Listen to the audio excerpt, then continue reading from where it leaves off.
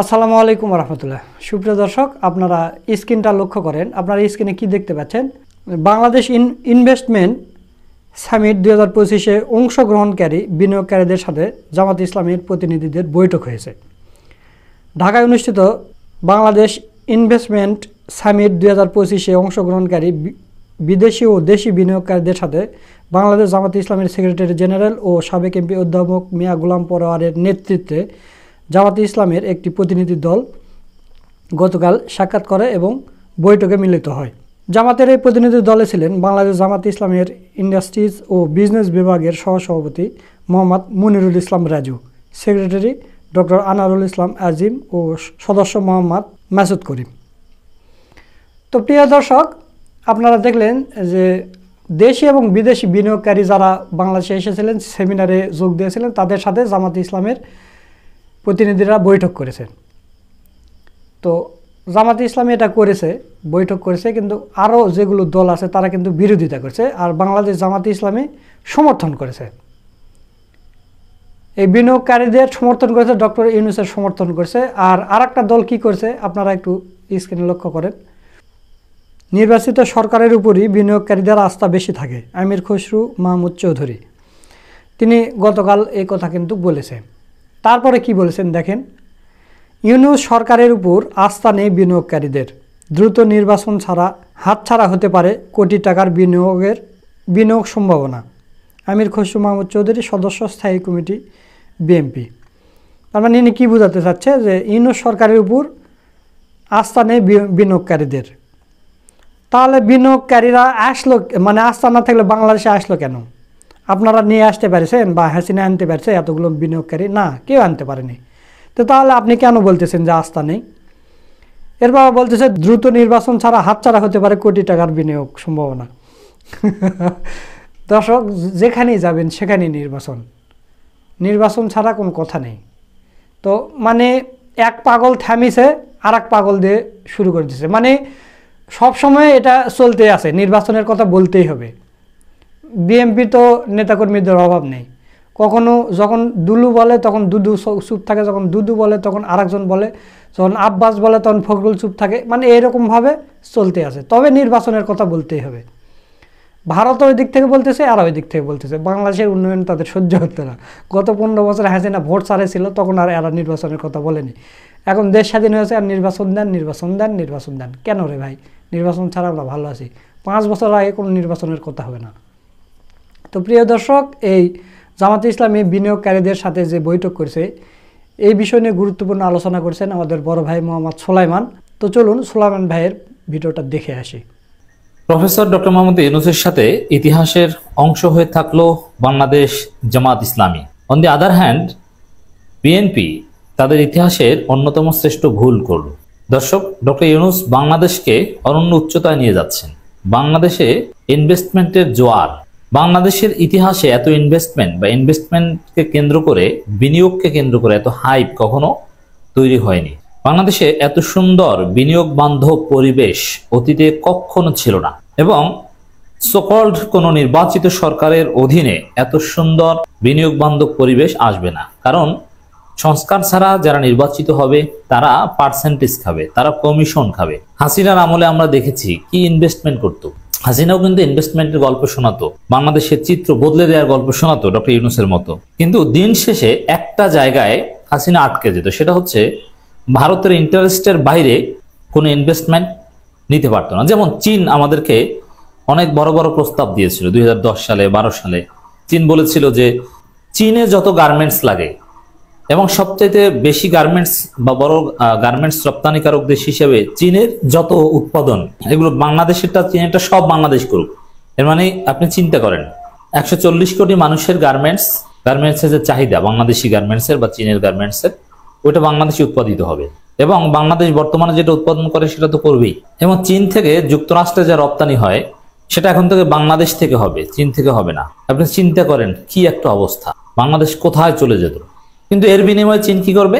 Garments related বা অন্যান্য যে হেভি ইন্ডাস্ট্রিগুলো, সেগুলোর প্রোডাকশন হাব হবে বাংলাদেশে, সেই কারখানাগুলো বাংলাদেশে তারা করবে। এটাই তাদের লাভ। কারণ মিনিমাম ওয়েজ বাংলাদেশে আরও কম, চীনের চাইতে কম খরচে উৎপাদন করা যায়। কিন্তু ভারতের স্বার্থের কারণে হাসিনা এটা মানতে পারেনি। ভারতের কারণে বাংলাদেশে ওইভাবে ইন্ডাস্ট্রিয়ালাইজেশন বা হিউজ ইনভেস্টমেন্ট গ্রহণ কোনো কিছুই সম্ভব হয়নি। যেমন আপনি কোনো ফ্রি ট্রেড জোন করবেন, সেটা তো ডিপ সি পোর্টের পাশে হতে হবে। এখন ডিপ সি পোর্ট করতে হলে তো আপনার ভারতের তো আর সেই টাকা নেই, চীন থেকে আপনাকে ইনভেস্টমেন্ট নিতে হবে, তাতেও আবার ভারতের আপত্তি। এ কারণে এটাও কিন্তু করা সম্ভব হয়নি। কিন্তু প্রফেসর ইউনূস এবার করছেন। এবং নির্বাচিত সরকারগুলো সবচেয়ে বড় সমস্যা যে তাদের কিছু লোক পুষতে হয়, পালতে হয়। এইসব বড় প্রজেক্ট দেখিয়ে জাস্ট প্রজেক্ট দেখানো এবং সেগুলোতে কমিশন খাওয়া, এরকম একটা সিস্টেম করতে হয়। কিন্তু ডক্টর ইউনূস সরকার একদম উন্নয়ন উন্নয়ন, ইনভেস্টমেন্ট, কোনো দুর্নীতি, 2 নম্বরই কমিশন বাণিজ্য, কিচ্ছু চলবে না। এজন্যে সবচাইতে সুন্দর সময় বাংলাদেশের অর্থনীতিকে এগিয়ে নিয়ে যাওয়ার জন্য বাংলাদেশে একটা নতুন শিল্পী বিপ্লব, একটা ইন্ডাস্ট্রিয়াল হাব করার একটা সময় এসেছে এবং এটা হচ্ছে। এই সময়টাকে জামাত ইসলামী পারফেক্টলি সরকারকে সমর্থন করছে। এর আগে আপনাদেরকে শুনিয়েছি যে জামাত ইসলামীর আমির তো ইউরোপ সফরে আছেন, আমির থাকলে তিনি নিজেই এই কাজটা করতেন। সেক্রেটারি জেনারেল ইংরেজিতে একটা লং স্টেটমেন্ট গণমাধ্যমে পাঠিয়েছেন, যেখানে তারা ইনভেস্টরদের আহ্বান জানিয়েছেন বাংলাদেশে ইনভেস্ট করতে, প্রফেসর ইউনূসকে সমর্থন জানিয়েছেন এবং ইনভেস্টমেন্টের জন্য একটা উপযুক্ত পরিবেশ হিসেবে উল্লেখ করেছেন। এবং ডক্টর ইউনূসের যে এই বাংলাদেশকে সিঙ্গাপুর, দক্ষিণ কোরিয়া বানানোর যে প্রজেক্ট, এটাকে জোরালোভাবে সমর্থন জানিয়েছেন Jamaat Islami.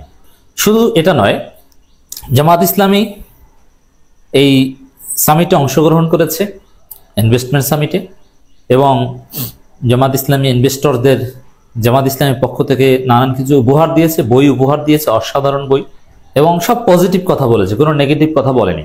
On the other hand BNP কি করলো দেখেন, বিএনপি 2টা ভুল করে এখন জাতির কাছে আরো বেশি সন্দেহের বিষয় পরিণত হয়েছে। এক, আমির খসরু মাহমুদ চৌধুরী বলেছেন যে নির্বাচিত সরকারের প্রতি ইনভেস্টরদের বেশি আস্থা, এর মানে সেই পুরনো জিকির ডক্টর ইউনূসের যে উদ্যোগ, এটাকে ডিসকারেজ করেছেন। এর মানে ডক্টর ইউনূসের যে মহা উদ্যোগ 1971 সালের পর এই প্রথম যে অপরচুনিটি, এটার এক ধরনের আনুষ্ঠানিক বিরোধিতা করলো বিএনপি।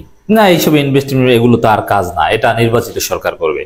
সে নির্বাচিত সরকারের বড়ি নিয়ে আসলো এখানেও। এর মধ্য দিয়ে ডক্টর ইউনূসের হাত ধরেই বাংলাদেশ, দক্ষিণ কোরিয়া, সিঙ্গাপুর, আবার এই দক্ষিণ কোরিয়া সিঙ্গাপুর হবে এটারও বিরোধিতা করছে। না, এটা কেন হবে, বাংলাদেশ হবে বাংলাদেশ। ভাই, এইসব ফাও কথা বলে লাভ নেই, একটা মডেল ধরতে হবে। আমরা দক্ষিণ কোরিয়ার মতো হতে চাই, আমরা ইউরোপ আমেরিকার মতো হতে চাই, এটা সহজভাবে বোঝানোর জন্য এটা বলছি, এটা বলতে হবে।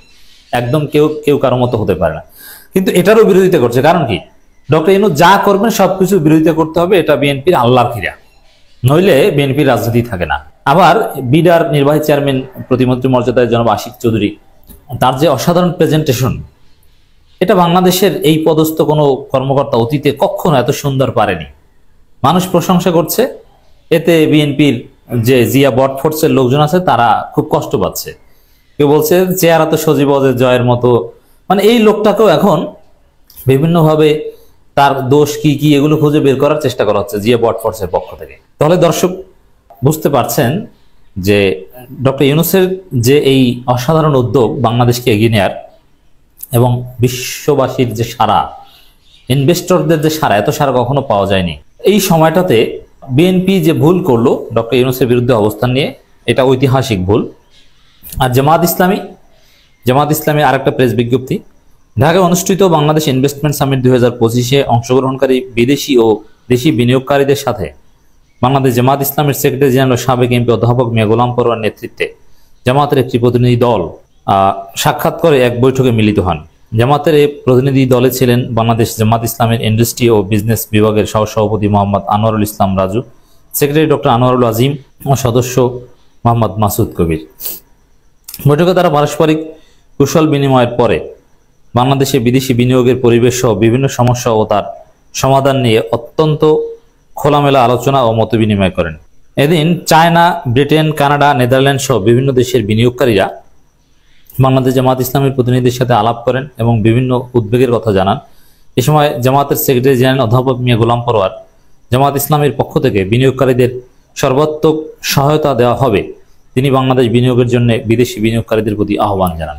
এর অর্থ হচ্ছে জামাত ইসলামী ডক্টর ইউনূসের উদ্যোগকে সামনে নিয়ে যাবে ক্ষমতায় আসলে। এটার বিরোধিতা করা বা কাউন্টার কোনো ব্যবস্থা তৈরি করার কোনো ইচ্ছা নাই। ডক্টর ইউনূস যা পারেন করেন, তারপরে জামাত ক্ষমতায় আসলে সেটা অব্যাহত রাখবেন। আর বিএনপি ডক্টর ইউনূসের উদ্যোগেরই বিরোধিতা করছে যে না এখানে নির্বাচিত সরকার আসুক, তারপর ইনভেস্টমেন্ট করুক, এরকম একটা বার্তা দেওয়ার চেষ্টা করছেন। অধ্যাপক গোলাম পরোয়ার আরো বলেন, বাংলাদেশের নতুন যাত্রায় বিদেশি বিনিয়োগকারীদের আস্থায় আনতে পারলে এবং বিনিয়োগ বান্ধব পরিবেশ সৃষ্টি করতে পারলে সবার ত্যাগ এবং স্বপ্ন সার্থক হবে। বাংলাদেশ জামাত ইসলামের পক্ষ থেকে গুড গভর্নেন্স, সততা, নিষ্ঠা এবং তরুণ উদ্যোক্তাদের স্বপ্ন বাস্তবায়নে অর্থনীতি ও ব্যবসায়িক নীতি প্রণয়ন করে সর্বাত্মক সহযোগিতা করা হবে। দেশের জনগণ যদি আগামীতে ভোটের মাধ্যমে জামাত ইসলামীকে রাষ্ট্র ক্ষমতা প্রদান করে, তাহলে আমরা দুর্নীতি, বৈষম্যমুক্ত, বিনিয়োগ বান্ধব একটি অর্থনৈতিক দেশ উপহার দেব ইনশাআল্লাহ। তিনি বলেন, বাংলাদেশ বিনিয়োগের সুন্দর পরিবেশ রয়েছে, প্রকৃতি, বন্দর, নদী বন্দর ব্যবহারের সুযোগ রয়েছে। এ সময় বিনিয়োগকারীরা বলেছেন, এগুলো আধুনিকায়ন করা হলে এবং সময় ক্ষেপণহীনতায় পৌঁছাতে পারলে বাংলাদেশে বিনিয়োগ বিপ্লব ঘটানো সম্ভব। বিএনপি যদি ক্ষমতায় আসে, দেখবেন যে এই পরিবেশ কিছুই থাকবে না। তারা ওই বিদেশি বিনিয়োগকারীদের কাছেও চাঁদা চাইবে, চাঁদা দেন, নইলে আপনাদের ইনভেস্টমেন্ট চলবে না। তারা নদী বন্দর, সমুদ্র বন্দরে তাদের প্রোডাক্ট আটকে দিবে। বিদেশি বিনিয়োগকারীদের পক্ষ থেকে নবায়নযোগ্য জ্বালানি, অবকাঠামোগত উন্নয়ন, টেক্সটাইল, কৃষি, কেমিক্যাল, শিক্ষা ও মেডিকেল খাতে বিনিয়োগের আগ্রহ প্রকাশ করা হয়েছে। চায়না চেম্বার অব কমার্সের একজন উচ্চপদস্থ কর্মকর্তা বাংলাদেশ জামাত ইসলামের স্টল পরিদর্শন করেন, জামাত সেখানে স্টল দিয়েছে। বাংলাদেশ জামাত ইসলামের পক্ষ থেকে বিনিয়োগকারীদের বাংলাদেশের ঐতিহ্যবাহী নকশি খাতা সহ অন্যান্য উপহার সামগ্রী দেওয়া হয়। বাংলাদেশ ইনভেস্টমেন্ট সামিট 2025 অংশগ্রহণ করায় বিডায়ের নির্বাহী চেয়ারম্যান জনাব আশিক মাহমুদ বিন হারুন বাংলাদেশ জামাত ইসলামের প্রতি কৃতজ্ঞতা প্রকাশ করেন। এভাবেই জামাত ইসলামী ডক্টর ইউনূসের সাথে ইতিহাসের অংশ হয়ে থাকছেন। আর বিএনপি ইনভেস্টরদের মেসেজ দিচ্ছে যে না নির্বাচিত সরকার ছাড়া ইনভেস্টমেন্ট নিরাপদ নয়। তার আশিক চৌধুরীকে ট্রল করছেন। এটা হচ্ছে বাস্তবতা। জনগণকে বুঝান যে বিএনপি কিভাবে রাজাকারি করছে বাংলাদেশের উন্নয়নের বিরুদ্ধে। দর্শক, আপনারা সোলাইমান ভাইয়ের ভিডিওটা দেখলেন, তো সব মিলে আজকের ভিডিওটা আপনাদের কাছে কেমন লাগছে তা অবশ্যই কমেন্ট করে জানিয়ে দেবেন। আর জামাত ইসলামের এই উদ্যোগটাও আপনাদের কাছে কেমন লাগছে সেটাও জানিয়ে দেবেন, যে এই বিদেশি বিনিয়োগকারীদের সাথে জামাত ইসলামী যে বৈঠকটা করেছে এটা আপনাদের কাছে কেমন লেগেছে। সকলকে ধন্যবাদ। আসসালামু আলাইকুম ওয়া রাহমাতুল্লাহ।